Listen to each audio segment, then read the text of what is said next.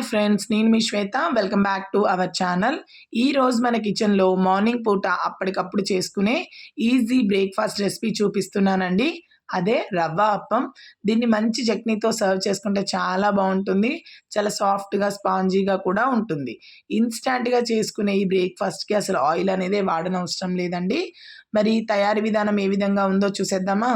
ముందుగా దీనికోసం ఒక బౌల్ తీసుకొని ఒక కప్పు అటుకులను తీసుకోండి. లావువైనా సన్నవైనా సరే.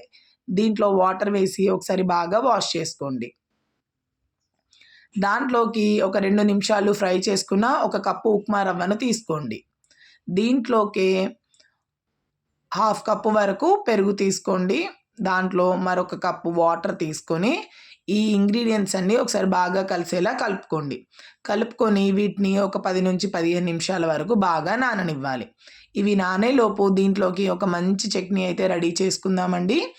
దానికోసం అయితే ముందుగా పాన్ తీసుకొని ఒక పావు నూనె తీసుకొని దాంట్లోకి ఒక టేబుల్ స్పూన్ శనగపప్పు, ఒక టేబుల్ స్పూన్ మినపప్పు వేసుకొని 1 నిమిషం పాటు దోరగా ఫ్రై చేసుకోండి. ఇవి ఫ్రై అవుతున్నప్పుడు 1 ఇంచు అల్లం ముక్క, పొట్టు తీసిన 5 వెల్లుల్లి రెబ్బలు, కారం తగినట్టు ఒక 4-5 ఎండుమిరపకాయలు, ఒక 2 రెమ్మల కరివేపాకు వేసుకొని బాగా ఫ్రై చేసుకోండి. ఎప్పుడైతే ఇవన్నీ బాగా ఫ్రై అయిపోతాయో మనం దాంట్లోకి కట్ చేసుకున్న 3 టమాటా ముక్కల్ని తీసుకోండి.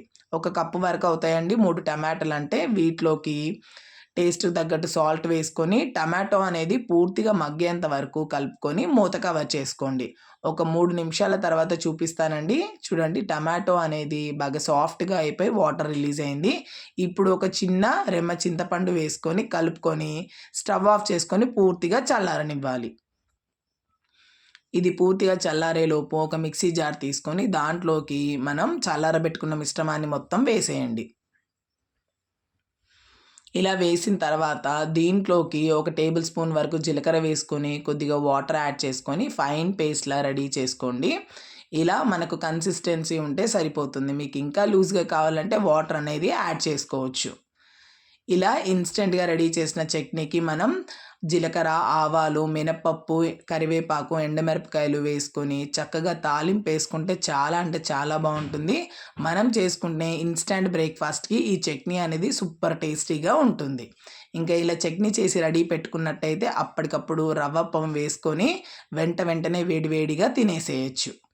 పక్కన మనం పెట్టిన ఇంకా ఇదంతా నానిపోయింది చూడండి, చాలా దగ్గరగా వచ్చేసింది. అటుకులు, రవ్వ అనేది బాగా కలిసిపోయాయి కదా పెరుగులోకి. దీన్నంతా ఒక మిక్సీ జార్లోకి తీసుకోవాలి. ఇలా మిక్సీ జార్లోకి తీసుకొని దీంట్లోకి మనం కొద్దిగా వాటర్ యాడ్ చేస్తూ దోశ బ్యాటర్ కన్సిస్టెన్సీ ఏ విధంగా ఉంటుందో అట్లా బ్లెండ్ చేసుకొని అదే బౌల్లోకి తీసుకోండి. ఇలా మనకు దోశ బ్యాటర్ కన్సిస్టెన్సీ ఉంటే సరిపోతుందండి. దాంట్లోకి టేస్ట్కి తగ్గట్టు సాల్ట్ వేసి ఒకసారి బాగా కలుపుకొని ఈ బ్రేక్ఫాస్ట్ అనేది మనం ఇన్స్టాంట్గా చేస్తున్నాం కాబట్టి దీంట్లోకి ఒక half teaspoon baking soda వేసుకొని దాని మీద ఒక చెక్క నిమ్మరసం వేసుకోండి. ఇలా వేయడం వల్ల మనకు ఫర్మెంట్ అవుతే ఏ విధంగా ఉంటుందో దోశ పిండి అలానే వచ్చేస్తుంది. ఇలా పిండి రెడీ అయ్యాక పెనం వేడెక్కాక మనం ఇంక ఇక్కడ ఆయిల్ ఏం వాడనవసరం లేదండి. డైరెక్ట్గా ఒక 2 గరిటెల పిండి వేసేసి దీన్ని ఏమీ స్ప్రెడ్ చేయనవసరం లేదు. వెంటనే ఇలా బబుల్స్ వస్తాయి చూడండి. చక్కగా బబుల్స్ రాగానే దీనికి మూత కవర్ చేయండి. ఇలా మూత కవర్ చేసి సిమ్లో కుక్ చేసుకోవడం వల్ల కింద ఎంత బాగా కుక్ అవుతుందో ఆవిరికి పైన కూడా అంత చక్కగానే కుక్ అవుతుంది.